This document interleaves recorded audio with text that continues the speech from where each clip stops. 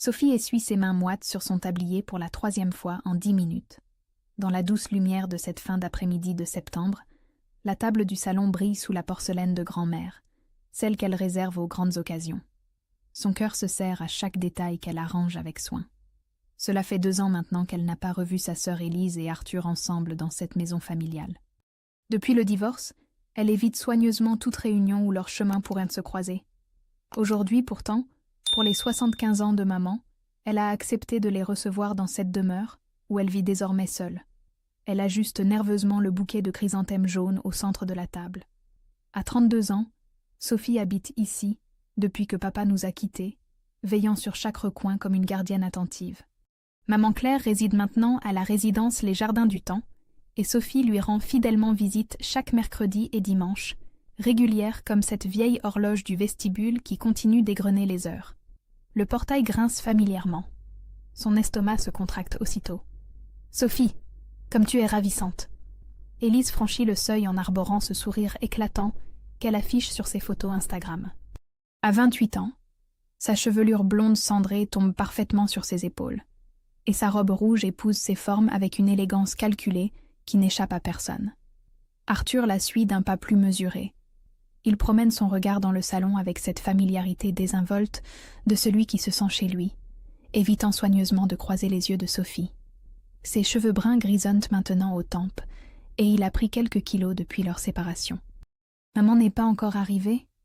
demande Élise en inspectant les lieux d'un œil critique. « Elle arrive dans 1 heure », répond Sophie d'une voix qui tremble légèrement. Sans attendre d'invitation, Arthur s'installe dans le grand fauteuil en cuir, celui-là même où papa avait l'habitude de lire son journal. Ce geste si simple traverse Sophie comme une lame. Cet homme a partagé 8 années de sa vie, il connaît chaque coin de cette demeure, chaque habitude de la famille. « Tu entretiens vraiment bien la maison des parents », observe Élise en caressant les nouveaux rideaux beiges d'un geste appréciateur. « Heureusement qu'elle reste dans la famille, n'est-ce pas ?» C'est alors que Sophie aperçoit cet éclat particulier qui scintille à l'annulaire gauche de sa sœur. Un solitaire impressionnant capture la lumière du lustre, avec une arrogance presque insolente.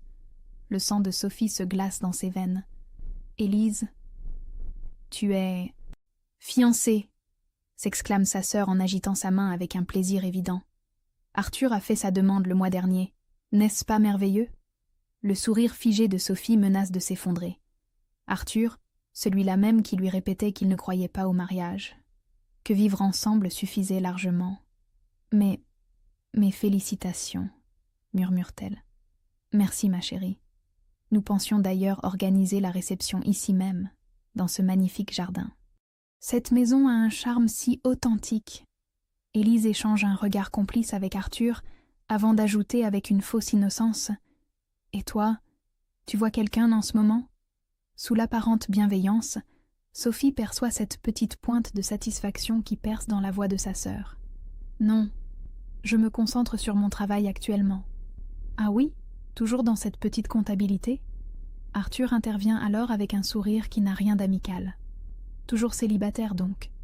C'est pathétique, vraiment. Le mot claque comme une gifle. Élise laisse échapper un petit rire cristallin. Tu sais, Sophie, tu m'embarrassais déjà quand nous étions ensemble, poursuit Arthur avec une cruauté désinvolte.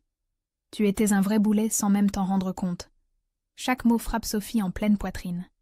Comment ose-t-il prononcer de telles horreurs ici, dans cette maison qu'elle chérit tant, où elle a grandi et rêvé d'un avenir qui s'est brisé. Heureusement, le portail grince de nouveau. Maman Claire descend lentement de son taxi, élégante dans son tailleur bleu marine. À 75 ans, elle conserve cette prestance naturelle qui impressionnait tant Sophie dans son enfance. Claire entre et embrasse tendrement chacun. Mais Sophie remarque que son regard perçant s'attarde sur les visages tendus, sur cette atmosphère empoisonnée qui règne déjà dans son salon. « Mes chéris, mes enfants », dit-elle en s'installant calmement dans son fauteuil habituel. Ses yeux intelligents balayèrent la pièce une dernière fois, avant qu'elle ne déclare d'une voix posée « J'ai quelque chose de très important à vous annoncer à tous. » Sophie ferme les yeux un instant, laissant les souvenirs l'envahir malgré elle. 8 ans plus tôt, elle rencontrait Arthur dans cette même pièce, lors d'un dîner organisé par Élise. Il venait de décrocher un poste d'architecte dans un cabinet réputé. Elle terminait ses études de gestion. Leurs regards s'étaient croisés au-dessus des bougies, et elle avait cru voir son avenir se dessiner, comme elle s'était trompée. Leur mariage avait duré 6 années apparemment heureuses. Sophie travaillait alors comme assistante de direction dans une entreprise textile, et Arthur dessinait ses premiers projets avec une passion contagieuse. Ils parlaient d'enfants, de voyages, d'une maison plus grande. La vie leur souriait. Puis Arthur avait perdu son emploi. Le cabinet avait fait faillite du jour au lendemain, emportant avec lui les rêves et l'orgueil de son mari. Sophie l'avait soutenu sans réserve, multipliant les heures supplémentaires pour maintenir leur niveau de vie pendant qu'il cherchait un nouveau poste. Elle s'était privée de vacances, avait renoncé à ses cours du soir, refusé même cette promotion qui l'aurait envoyée à Boston. Pendant des mois, Arthur avait sombré dans l'amertume. Il buvait davantage, sortait sans prévenir, rentrait de plus en plus tard. Sophie encaissait ses colères, ses reproches, persuadée que c'était temporaire, que leur amour survivrait à cette épreuve. Elle ne savait pas qu'Élise venait le consoler les après-midi où elle travaillait. « Sophie, tu rêves ?» La voix d'Élise la ramène brutalement au présent. Sa sœur l'observe avec cette expression légèrement agacée qu'elle connaît bien.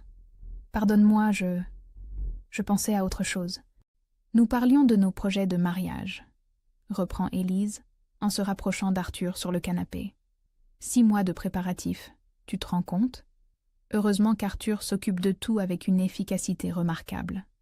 Sophie observe Arthur acquiescer avec cette assurance retrouvée qu'elle ne lui avait jamais vue pendant leurs dernières années ensemble. Il porte un costume bien coupé, une montre qu'elle ne reconnaît pas. Manifestement, sa situation s'est considérablement améliorée depuis leur divorce. « Tu as retrouvé du travail ?» demande-t-elle malgré elle. « Un poste de chef de projet dans une agence internationale », répond-il avec un sourire satisfait. « Enfin, un employeur qui reconnaît mes compétences. » Le sous-entendu est clair, contrairement à elle, qui n'avait jamais su l'apprécier à sa juste valeur. Sophie travaille toujours dans cette petite comptabilité, glisse Élise d'un ton compatissant. C'est courageux de rester fidèle à un emploi si modeste. Chaque mot résonne comme une piqûre. Sophie serre les poings sous la table, sentant cette colère familière monter en elle, celle qu'elle avait appris à ravaler pendant des années. Au moins, elle a un toit, ajoute Arthur en désignant le salon d'un geste désinvolte. Cette maison vaut une fortune maintenant. Vos parents ont fait un excellent investissement à l'époque. Papa avait du flair pour l'immobilier, confirme Élise. Dire qu'il l'avait achetée pour une bouchée de pain dans les années 80. Maintenant, elle doit valoir au moins 450 000 $. Sophie sent son cœur battre plus fort. Elle se souvient des sacrifices de ses parents, de papa qui enchaînait les petits boulots, de maman qui cousait tard le soir pour arrondir les fins de mois. Cette maison représentait leur rêve, leur réussite modeste mais méritée. Heureusement qu'elle restera dans la famille, poursuit Arthur en coulant un regard vers Sophie. Élise et moi, nous saurons l'entretenir convenablement quand le moment sera venu. L'insinuation frappe Sophie comme une gifle. Ils comptent déjà sur l'héritage, planifient déjà leur avenir dans ess et murs. Vous semblez avoir tout prévu, murmure-t-elle. Il faut être prévoyant dans la vie, répond Arthur avec cette condescendance qu'elle détestait déjà quand ils étaient mariés. C'est ce qui nous différencie, toi et moi. Tu as toujours vécu au jour le jour, sans ambition véritable. Élise approuve d'un hochement de tête, comme si cette analyse était parfaitement justifiée. Arthur m'aide beaucoup à voir les choses en perspective, dit-elle en posant sa main baguée sur le genou de son fiancé.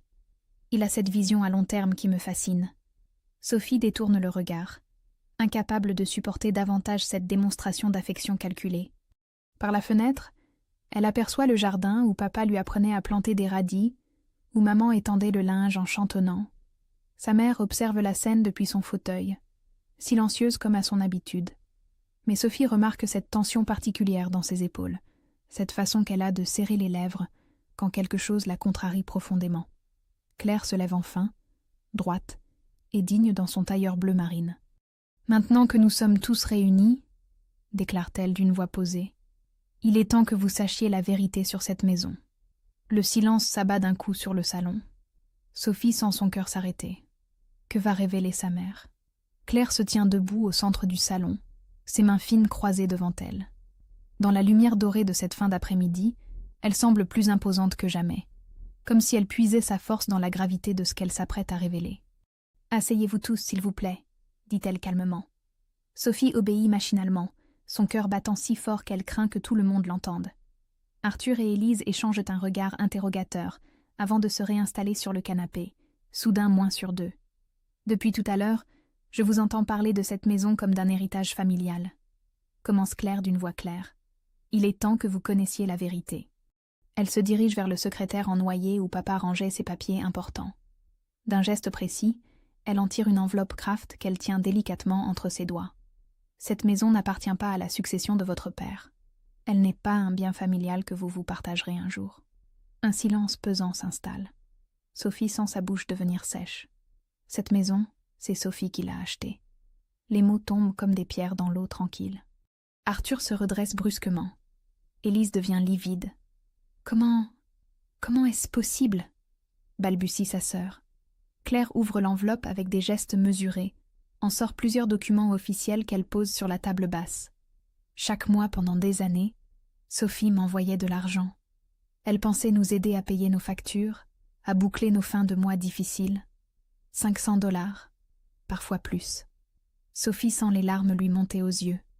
Elle se souvient de ses virements réguliers, de cet argent qu'elle prélevait religieusement sur son salaire, même quand Arthur était au chômage. Mais votre père et moi avions déjà nos économies de toute une vie de labeur. Alors j'ai proposé un arrangement à Sophie. J'ai établi une procuration familiale et utilisé son argent avec nos économies pour faire une offre d'achat sur cette maison au nom de ma fille. Arthur se penche vers les documents, les yeux écarquillés. Sophie a signé au cabinet juridique, en pensant qu'il s'agissait de papiers pour nous aider à mieux gérer notre patrimoine familial. Je lui ai dit que c'était pour établir un trust de famille. Elle m'a fait confiance. Le visage d'Arthur se décompose littéralement. Il saisit le titre de propriété d'une main tremblante, parcourt les lignes avec une incrédulité grandissante.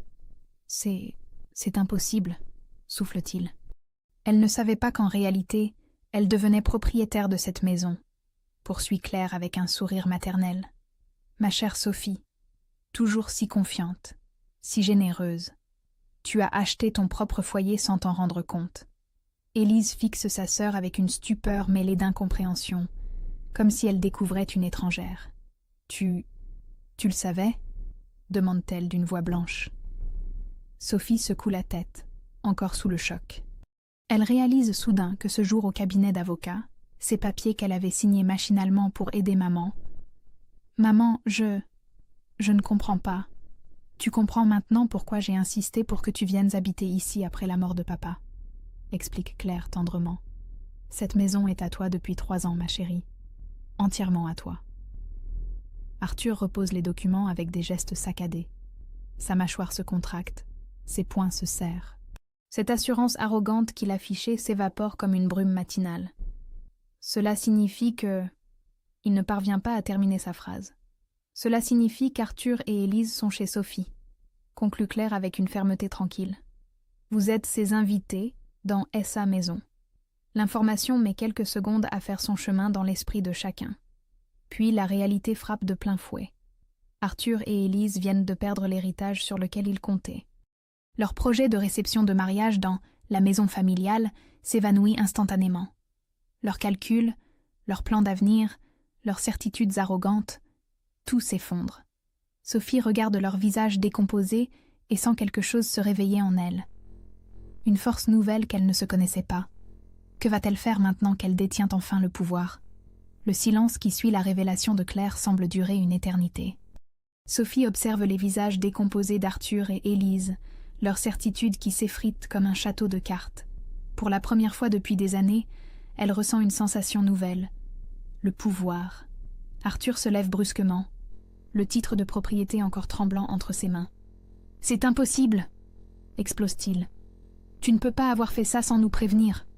Sa voix résonne dans le salon avec une violence qui fait sursauter Élise.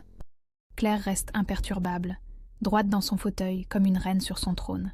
« Je n'avais de compte à rendre à personne », répond-elle calmement. « Sophie est ma fille autant qu'Élise. J'ai choisi de protéger celle qui nous a toujours aidés. Sophie sent quelque chose se dénouer dans sa poitrine. Ces années où elle s'est sentie invisible, moins aimée, moins importante qu'Élise, sa mère l'avait vue, l'avait protégée en secret. « Sophie », dit Arthur en se tournant vers elle, son ton redevenant soudain mielleux. « Nous pouvons arranger les choses, n'est-ce pas? Nous sommes une famille, après tout. » Il s'approche d'elle avec ce sourire qu'elle connaissait bien, celui qu'il utilisait jadis pour obtenir ce qu'il voulait. Mais cette fois, Sophie ne flanche pas. « Une famille ?» répète-t-elle d'une voix plus ferme qu'elle ne l'aurait cru possible. « Tu viens de me traiter de boulet pathétique devant ma mère. » Arthur pâlit, réalisant que ces paroles cruelles lui reviennent de maintenant en pleine face. « J'étais énervée. Tu sais bien que je ne le pensais pas. »« Aussi, tu le pensais » rétorque Sophie en se levant à son tour. « Tu le pensais déjà quand tu me reprochais de ne pas gagner assez d'argent, quand tu me critiquais parce que je refusais de sortir après mes doubles journées de travail. » Élise tente d'intervenir. « Sophie, nous pouvons tous nous calmer et... »« Non !» La voix de Sophie claque comme un fouet. « Toi aussi tu vas m'écouter. » Sa sœur se recroqueville sur le canapé, surprise par cette fermeté inhabituelle. « Tu crois que j'ignorais tes visites l'après-midi ?» poursuit Sophie, libérant enfin des années de colère rentrée. « Madame Dulac d'en face me racontait tout. Comment tu venais réconforter mon mari pendant que je me tuais au travail pour nous faire vivre. » Arthur et Élise échangent un regard coupable. Claire observe la scène avec une satisfaction discrète. « Sophie, laisse-moi t'expliquer. » commence Élise. « M'expliquer quoi? Que tu étais jalouse de moi depuis toujours? Que tu ne supportais pas que j'aie trouvé l'amour avant toi? » Les mots sortent comme un torrent longtemps contenu. Sophie découvre qu'elle n'a plus peur, plus honte, plus cette envie perpétuelle de s'excuser d'exister. « Tu sais ce qu'il y a de plus pathétique dans cette histoire ?» continue-t-elle en fixant Arthur. « C'est que tu m'accusais de te faire honte alors que tu vivais grâce à mon travail, dans une maison que mes économies ont permis d'acheter. » Arthur ouvre la bouche pour protester, mais Sophie l'interrompt d'un geste. « J'ai payé tes dettes de carte de crédit. J'ai remboursé ton crédit voiture quand tu as été licencié. J'ai même vendu mes bijoux de famille pour qu'on ne perde pas l'appartement. Et tout ça pourquoi? Pour que tu me trompes avec ma propre sœur. » Le silence retombe, lourde vérité longtemps tue. Claire se lève et s'approche de Sophie, posant une main réconfortante sur son épaule. « Ma chérie, tu n'as plus jamais besoin de te justifier devant qui que ce soit. » Sophie sent les larmes lui monter aux yeux, mais ce sont des larmes de soulagement, pas de tristesse. Elle regarde Arthur et Élise, toujours figés dans leur stupeur. « Je veux que vous partiez, » dit-elle d'une voix calme mais ferme. « Maintenant. » Arthur fait un dernier effort pour la manipuler. « Sophie, réfléchis. Nous avons partagé 8 années ensemble. Tu ne peux pas effacer ça. »« Tu as raison, » répond-elle avec un sourire qui le glace. « Je ne peux pas effacer ces 8 années. Mais je peux m'assurer qu'il n'y en ait pas une 9e. » Claire sourit fièrement en voyant sa fille reprendre enfin le contrôle de sa vie. Mais dans les yeux d'Arthur, Sophie devine que cette humiliation ne restera pas sans conséquence. Que va-t-il tenter pour récupérer ce qu'il considère encore comme sien? Une semaine s'est écoulée depuis ce dimanche qui a bouleversé la vie de Sophie. Assise à son bureau dans la petite entreprise de comptabilité où elle travaille depuis 6 ans, elle contemple le paysage urbain par la fenêtre. Tout lui semble différent maintenant, comme si elle découvrait le monde avec des yeux neufs. Son téléphone vibre. Un message de sa mère. « Ma chérie, je suis fière de toi. Nous déjeunons ensemble demain ?» Sophie sourit. Depuis leur confrontation avec Arthur et Élise, Claire et elle se rapprochent chaque jour davantage. Sa mère lui a avoué qu'elle attendait depuis des années que Sophie trouve enfin sa force intérieure. « Sophie, vous avez 1 minute ?» Marc Dubois, son patron, apparaît dans l'encadrement de la porte. Quadragénaire aux cheveux grisonnants, il dirige cette petite entreprise avec bienveillance depuis 15 ans. Sophie a toujours apprécié sa gentillesse discrète. « Bien sûr, Marc. » Il s'installe en face de son bureau, l'air inhabituellement solennel. « J'ai reçu un appel intéressant ce matin.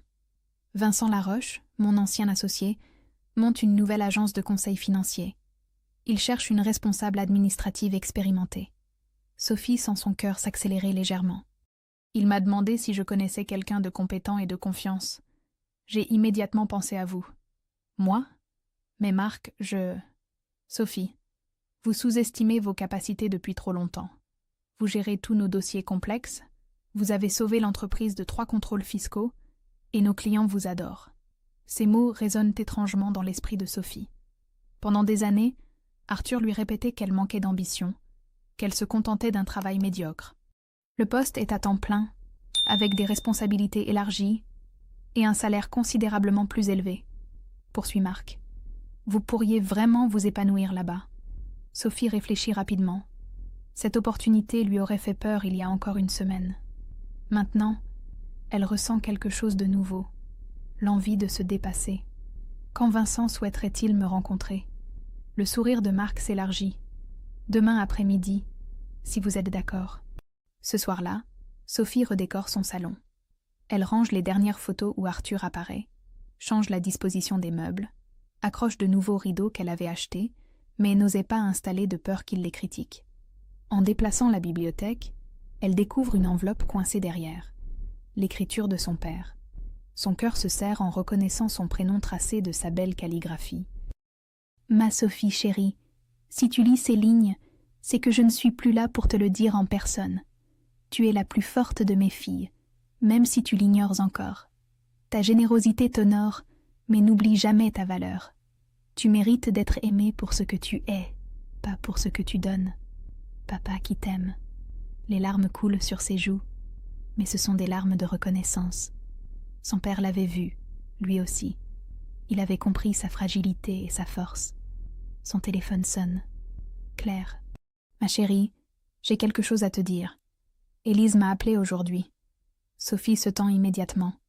Elle voulait savoir si tu accepterais de la voir. Arthur et elle traversent des difficultés. Il a perdu son nouveau poste et... Il la maltraite? Devine Sophie. Un silence éloquent lui répond. Elle a peur, Sophie. Elle réalise qu'elle s'est trompée sur lui. Sophie ferme les yeux. Une partie d'elle ressent de la satisfaction à savoir qu'Arthur montre enfin son vrai visage à Élise. Mais une autre partie, plus profonde, s'inquiète pour sa sœur. Que veux-tu que je fasse, maman? Ce que ton cœur te dicte, ma chérie. Tu n'as d'obligation envers personne. Après avoir raccroché, Sophie reste songeuse. Demain, elle aura un entretien qui pourrait changer sa carrière. Élise frappe à la porte de sa conscience, réclamant une aide qu'elle ne mérite peut-être pas. Sa nouvelle vie commence à peine. Saura-t-elle faire les bons choix? L'entretien avec Vincent Laroche s'est merveilleusement bien passé. Sophie n'en revient toujours pas. Assise dans le petit café en face de l'agence, elle relit l'offre d'emploi qu'il vient de lui remettre. Le salaire proposé dépasse ses espérances les plus folles.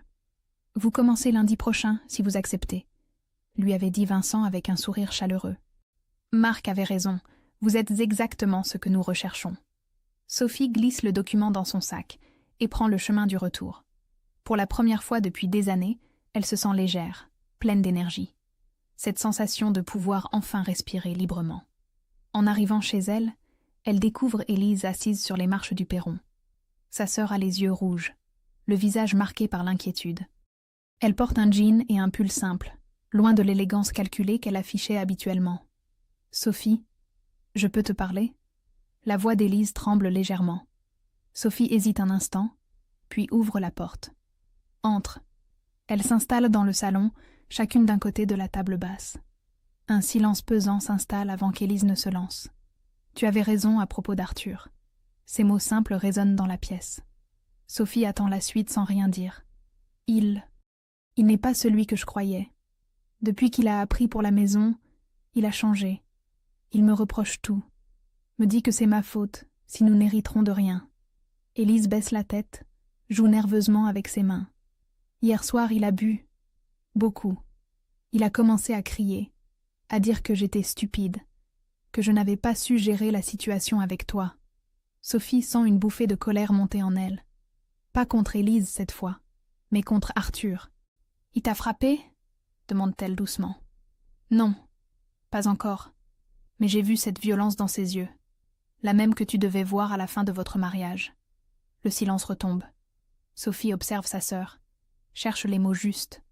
Part d'elle savoure cette justice poétique, mais une autre part, plus profonde, ressent de la compassion.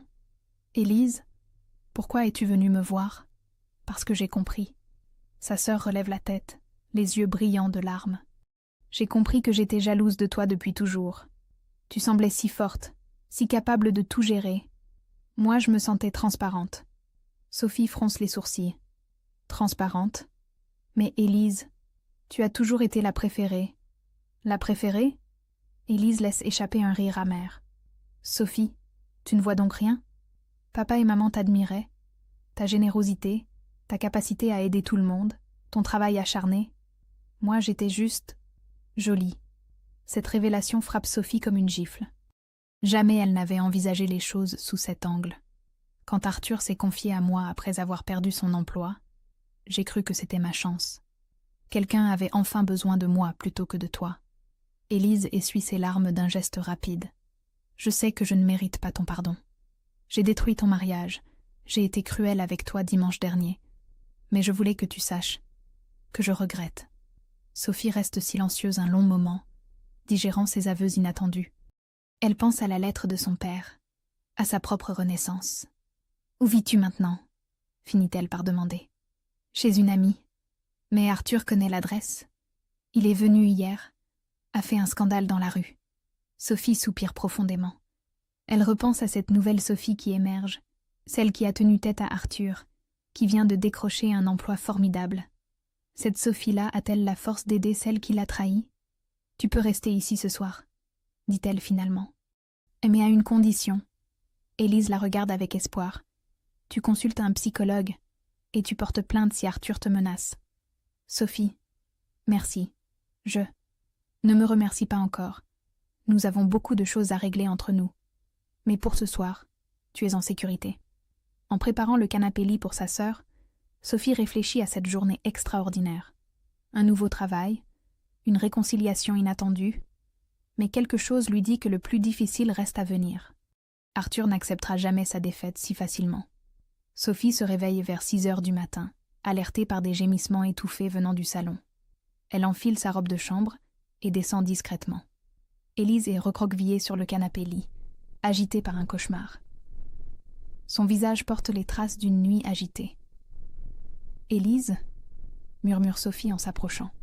Sa sœur sursaute, les yeux hagards, avant de la reconnaître. « Pardon, j'ai fait un mauvais rêve. » Sophie s'assoit au bord du lit, observe les cernes violacées sous les yeux d'Élise. Cette femme fragile ressemble si peu à la créature arrogante de dimanche dernier. « Tu veux en parler » Élise secoue la tête, puis se ravise. Il me cherchait partout. Arthur. Dans le rêve, il trouvait toujours où j'étais cachée. Sophie sent son cœur se serrer. Elle reconnaît cette peur, ces angoisses nocturnes qu'elle avait elle-même connues à la fin de son mariage. Il ne peut rien te faire ici. Elles préparent le petit déjeuner ensemble, dans un silence étrange mais pas désagréable. Sophie observe sa sœur boire son café avec des gestes nerveux, sursauter au moindre bruit. « Élise, il faut que tu me racontes tout. Depuis quand Arthur est-il violent? Ça a commencé après dimanche. Quand nous sommes rentrés chez lui, il a explosé. Il a cassé des verres, donné des coups de poing dans le mur. » Élise fixe sa tasse comme si elle y cherchait des réponses. « Il disait que j'étais idiote, que j'aurais dû prévoir le coup de maman, que c'était ma faute si nous perdions tout. Et hier, il avait bu, beaucoup. Il m'a attrapée par le bras, très fort. » Élise remonte sa manche, révèle des marques violacées. Il criait que tu nous avais manipulés, que tu complotais avec maman depuis des années. Sophie serre les poings. Cette violence, elle l'avait sentie grandir chez Arthur pendant leurs derniers mois ensemble, mais il ne l'avait jamais frappée. Apparemment, sa frustration avait franchi un cap. Tu as pris des photos de tes bleus? Non, je n'y ai pas pensé. Il faut le faire. Maintenant. Sophie aide sa sœur à documenter les traces de violence avec son téléphone. Élise pleure silencieusement pendant cette épreuve humiliante. Sophie, j'ai si honte. Comment ai-je pu être aussi aveugle? Parce qu'il sait y faire. Arthur est un manipulateur. Il m'a fait croire pendant des années que j'étais responsable de tous nos problèmes. Vers 10 heures, la sonnette retentit. Les deux sœurs se figent. Sophie jette un œil par la fenêtre et reconnaît immédiatement la silhouette d'Arthur devant le portail. « Reste ici », ordonne-t-elle à Élise. « Ne bouge pas. » Sophie sort dans le jardin, referme soigneusement la porte derrière elle. Arthur arpente le trottoir, visiblement agité. Ses cheveux sont ébouriffés, ses vêtements froissés. Il a l'air d'avoir passé la nuit dehors. « Où est Élise » lance-t-il sans préambule. « Bonjour Arthur, je vais bien, merci de t'en inquiéter. » Il s'arrête net, déstabilisé par ce ton ironique qu'il ne lui connaissait pas. « Arrête ton petit jeu, Sophie.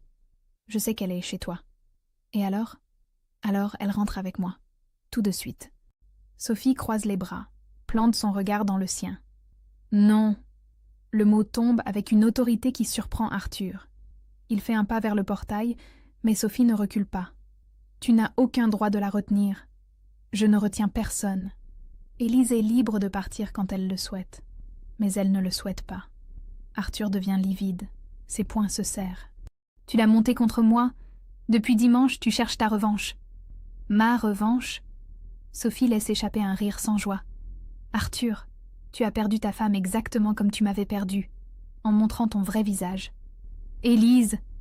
hurle-t-il soudain vers la maison. « Sors de là, on rentre à la maison !» Aucune réponse ne vient. Arthur devient de plus en plus agité. « Tu vas me le payer, Sophie. Je vais détruire ta petite vie tranquille. Je connais du monde, tu sais. Je peux faire en sorte que tu perdes ton travail. » Sophie sourit calmement. « Mon travail ? Lequel ? Celui que je viens de quitter pour un poste 3 fois mieux payé ? » Cette nouvelle frappe Arthur comme une douche froide. Il réalise que toutes ces menaces perdent de leur impact face à cette Sophie nouvelle qu'il ne reconnaît plus.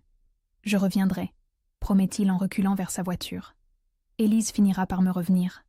Elle me revient toujours. » Sophie le regarde partir avec un mélange de soulagement et d'inquiétude. Cette confrontation n'est qu'un début. Arthur ne renoncera pas si facilement. Que va-t-il inventer pour récupérer ce qu'il considère encore comme lui appartenant ? 3 semaines se sont écoulées depuis qu'Élise vit chez Sophie. Sa sœur suit une thérapie avec la psychologue Claire lui avait recommandée et reprend peu à peu confiance en elle. Elle a même trouvé un emploi à mi-temps dans une boutique de décoration, loin du monde où Arthur pourrait la croiser. Ce matin-là, Sophie se prépare pour sa 2e semaine dans son nouveau poste chez Vincent Laroche. Elle s'épanouit dans ce travail stimulant, découvre des capacités qu'elle ignorait posséder. Vincent apprécie son efficacité et sa créativité pour résoudre les problèmes complexes. Le téléphone sonne. Un numéro qu'elle ne reconnaît pas. « Allô ? Sophie, c'est Marc.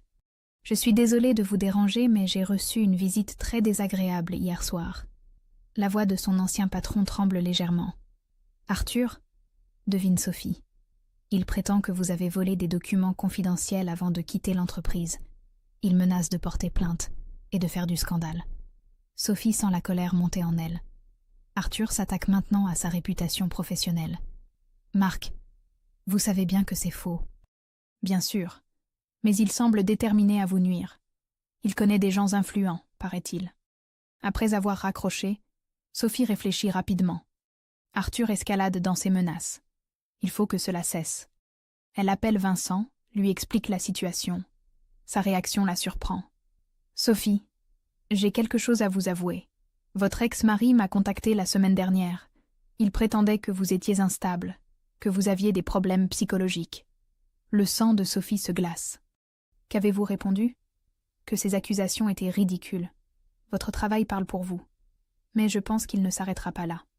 Sophie comprend qu'elle doit agir avant qu'Arthur ne détruise systématiquement tout ce qu'elle construit. Elle prend une décision radicale. Le soir même, elle appelle Claire. « Maman, j'ai besoin de votre aide. » Et de celle de Maître Dubois. Maître Dubois, l'avocat de famille, accepte de les recevoir le lendemain. Sophie arrive à son cabinet accompagnée de Claire et d'Élise, qui a finalement trouvé le courage de porter plainte. « Mesdames, votre situation est claire. » explique l'avocat après avoir étudié leur dossier. Arthur commet du harcèlement moral et des menaces. Nous avons tous les éléments pour agir. Il se tourne vers Sophie. Pour les accusations professionnelles, j'ai contacté mes confrères. Arthur n'a aucune preuve. Ces menaces sont du chantage pur et simple. Que proposez-vous ? Demande Sophie. Une mise en demeure officielle. Nous lui donnons le choix. Il cesse immédiatement tout contact avec vous 3, ou nous engageons des poursuites pour harcèlement et diffamation. 2 jours plus tard, Arthur reçoit la lettre d'avocat. Sa réaction ne se fait pas attendre. Il débarque chez Sophie vers 20h, dans un état de fureur incontrôlable. Cette fois, Sophie est prête. Vincent, prévenue, attend dans sa voiture garée un peu plus loin. Claire a insisté pour être présente aussi. « Tu vas retirer cette plainte !» hurle Arthur dès qu'elle ouvre la porte. « Non. » Sophie reste sur le seuil. Claire juste derrière elle. Élise s'est cachée à l'étage comme convenu. « Tu crois que tu peux me détruire ? Moi qui t'ai épousée alors que personne ne voulait de toi ? Arthur, tu as 30 secondes pour partir. Sinon j'appelle la police. » Il ricane méchamment. « La police ? Pourquoi faire ? Je suis sur la voie publique. » « Non. » Sophie brandit un papier officiel. « Tu es sous le coup d'une interdiction d'approcher. Ce document t'interdit de venir à moins de 100 mètres de cette maison. » Le visage d'Arthur se décompose. Il réalise qu'il est tombé dans un piège parfaitement légal. « Sophie, écoute-moi. » Sa voix devient suppliante. « Nous pouvons nous arranger. Je te laisse la maison, mais rends-moi Élise. Élise n'est pas un objet qu'on possède. Elle m'aime. Elle te craint. » Arthur tente un dernier chantage émotionnel. « Nos 8 années ensemble ne comptent donc plus ?» Sophie le regarde avec une pitié sincère. « Si, elles comptent. Elles m'ont appris qui je ne voulais plus jamais être. » Vincent sort de sa voiture et s'approche calmement. « Monsieur, je pense que vous devriez partir maintenant. » Arthur jette un regard haineux vers ce nouveau venu, puis vers Sophie. « Tu as gagné cette bataille, » lâche-t-il finalement. « Mais ce n'est pas fini. » « Si, Arthur. C'est fini. » Il remonte dans sa voiture et disparaît dans la nuit. Sophie sait qu'elle ne le reverra plus. Cette fois, elle a vraiment tourné la page. 6 mois plus tard, la maison de Sophie résonne de rires et de conversations joyeuses. Elle organise sa première grande réception depuis sa renaissance, et chaque détail reflète la femme qu'elle est devenue. Les chrysanthèmes ont cédé la place à des pivoines roses, symbole de renouveau et d'honneur retrouvé. Claire, radieuse dans sa nouvelle robe bleu saphir, circule parmi les invités avec une vitalité qu'on ne lui avait plus vue depuis des années. Depuis qu'elle a emménagé dans son appartement proche du centre-ville, elle a retrouvé une indépendance qui la rajeunit visiblement. « Maman semble en pleine forme », observe Vincent en rejoignant Sophie près de la fenêtre. Sophie sourit en voyant sa mère raconter ses aventures de cours de peinture à un groupe captivé. Au printemps dernier, Claire s'était inscrite à l'université du 3e âge et découvrait des talents artistiques insoupçonnés. « Elle m'a dit qu'elle n'avait jamais été aussi heureuse », répond Sophie. Finalement, papa parti, elle s'autorise enfin à vivre pour elle. Vincent passe un bras protecteur autour de ses épaules. Leur relation s'est développée naturellement, construite sur le respect mutuel et la complicité professionnelle. Il n'a jamais tenté de la sauver ni de la changer, se contentant d'admirer sa force tranquille. « Sophie, viens voir. » Élise l'appelle depuis le jardin, où elle discute avec Marc et sa femme. Sa sœur rayonne dans sa robe jaune pâle. Depuis qu'elle suit sa thérapie et travaille dans cette boutique qu'elle adore, Élise a retrouvé une confiance authentique, bien différente de l'arrogance superficielle d'autrefois. « Je montrais à Marc les photos de mon stage de formation », explique Élise avec enthousiasme. « Imaginez-vous que je vais devenir décoratrice d'intérieur, à 29 ans. » Marc applaudit chaleureusement. Depuis que Sophie a quitté son entreprise, ils sont restés proches. Il la considère presque comme une fille et admire le chemin qu'elle a parcouru.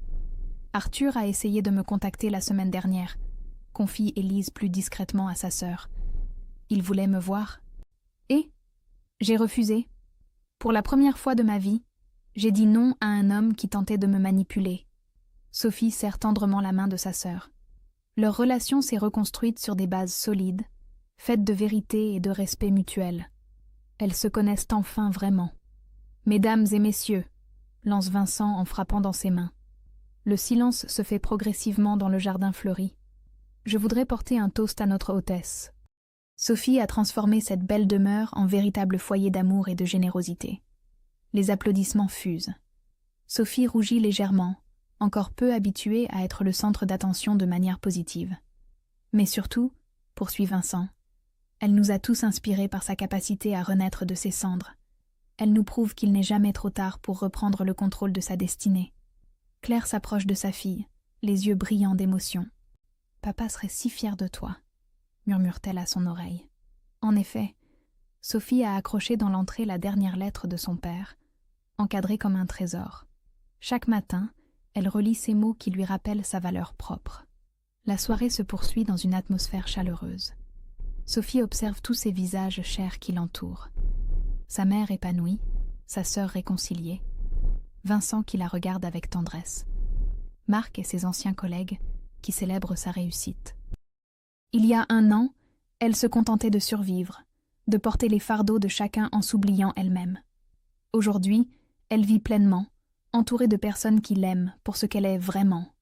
Vers minuit, quand le dernier invité est parti, Sophie s'installe dans son salon transformé. Les meubles ont changé de place. Les couleurs se sont réchauffées. L'atmosphère respire la sérénité. Cette maison est devenue le reflet de son âme apaisée.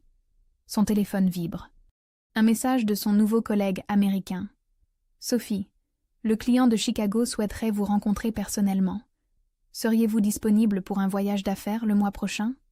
Sophie sourit en lisant cette proposition. Un voyage professionnel, une reconnaissance internationale de ses compétences. Il y a quelques mois, elle n'aurait même pas osé imaginer de telles opportunités. Elle regarde par la fenêtre le jardin, où papa lui apprenait jadis à planter des graines. Comme lui, elle a planté des graines de courage et de dignité. Aujourd'hui, elle récolte enfin les fruits de sa patience et de sa persévérance. Demain apportera sûrement de nouveaux défis, de nouvelles aventures. Mais Sophie sait désormais qu'elle a la force de les affronter. Elle éteint les lumières et monte se coucher, le cœur léger et l'esprit serein. Sa renaissance est accomplie. L'avenir lui appartient enfin.